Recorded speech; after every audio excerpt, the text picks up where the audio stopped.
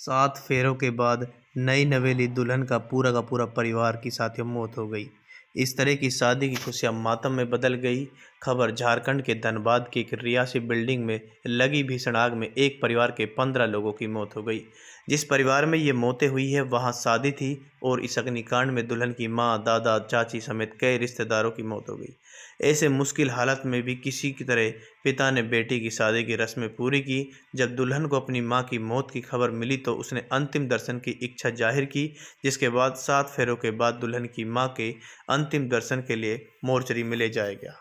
दरअसल धनबाद के आशीर्वाद टावर में मंगलवार शाम को भीषण आग लग गई। शाम में जब दुल्हन स्वाति तैयार होकर मैरिज होम जा रही थी, उसी वक्त उसने अपनी मां की आखिरी बार देखा।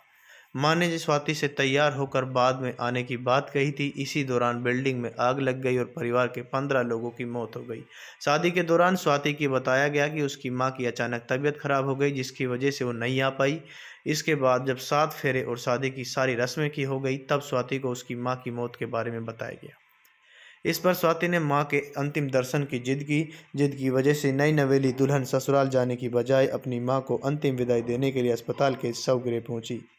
इस दौरान स्वाति के पिता फूट फूट कर रोए और स्वाति को हिम्मत भी बंधाते रहे। मां के शव को देखकर स्वाति की हालत खराब हो गई और वो बेहोश हो गई।